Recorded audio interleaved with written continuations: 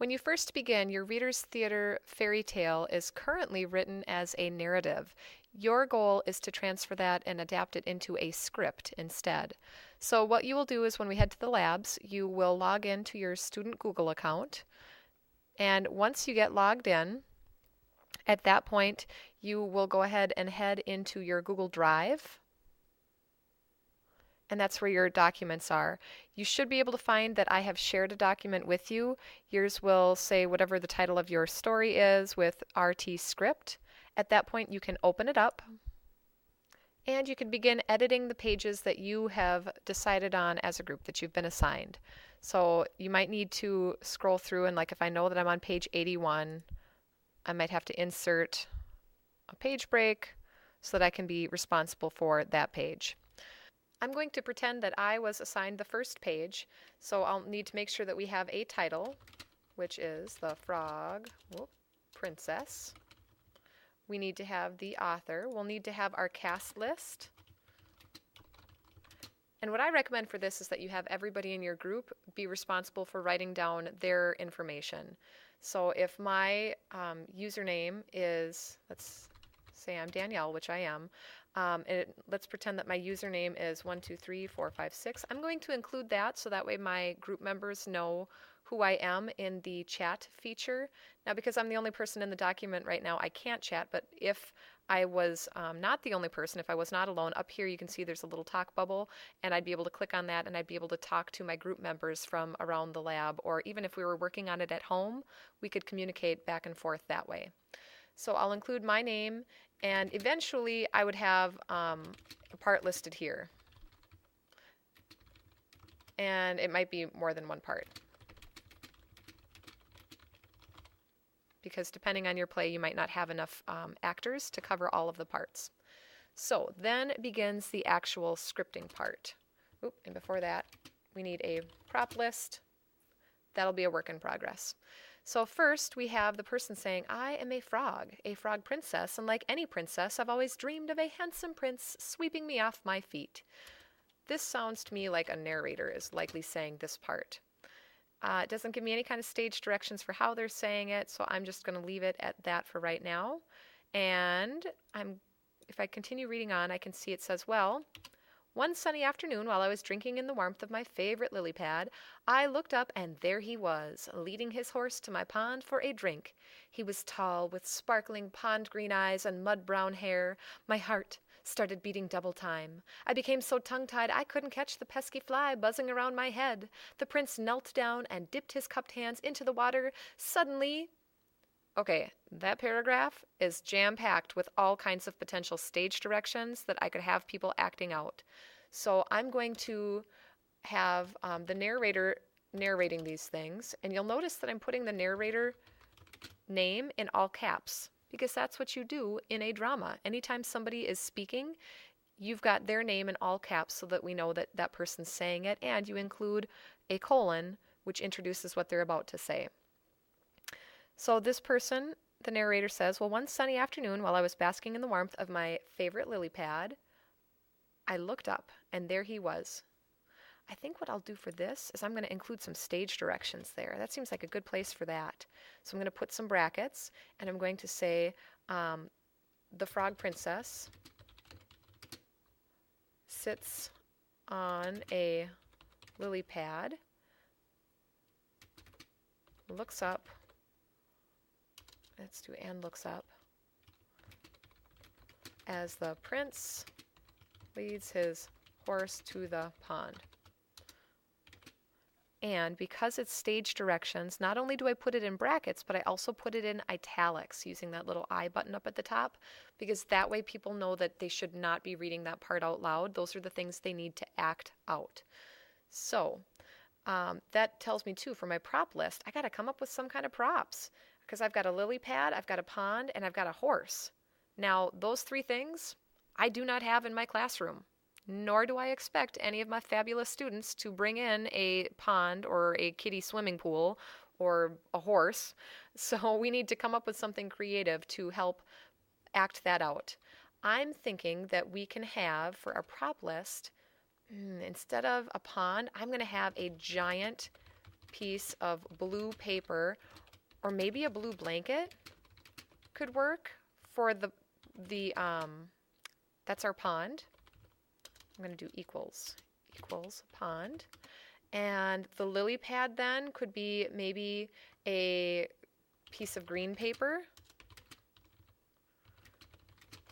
or maybe a green pillow could work for that. Green pillowcase. And that's going to be my lily pad. And I need a horse. What could work for a horse? Well, you know what? At home, I've got one of those old-fashioned, like, little kid horses on a stick. Horse. It's going to sound kind of weird, but it's a horse head on a stick. Hopefully you guys know what I'm talking about. So that's my prop list so far. And my prince should be tall with sparkling pond green eyes and mud brown hair. My heart started beating double time. Okay, so here I'm going to have some stage directions in there. The frog princess looks really excited to see the prince. She looks like she likes him.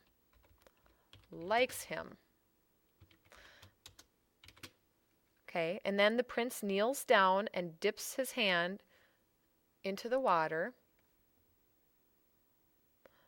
So that, again, I don't necessarily need to say that out loud. Why don't I just have that as part of the stage directions too? So that the prince knows that he should act that out. He should kneel down and actually dip his hands into the water. So I'm going to continue my stage directions like this. Okay, now we're back to the narrator. The narrator says, suddenly, and whoop, that shouldn't be a comma there, that should be another period. And then, who says this he shrieked? The prince, of course. Prince. And how does he say it? He shrieks. And he says, my ring. Ooh, and if he's got a ring, you know that's another prop. A gold and ruby band. We have lost some stuff here. Hold on, let's skip on back. There we go.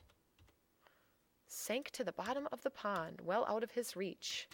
This was my big chance. Okay, so let's go back up, and we need a fancy ring of some kind. Fancy ring. I'm going to go with, you know those ring pops? That would make a cool ring. Ring pop equals prince's beautiful ring. Awesome. So somebody in our group is going to bring in a ring pop for that. He shrieks, my ring. And then these are some stage directions. It sinks to the bottom of the pond, well out of his reach. And then it's back to the narrator, who says, this was my big chance. Splash. I leaped onto the bank beside the prince. That's, again, more stage directions, telling that princess how to act.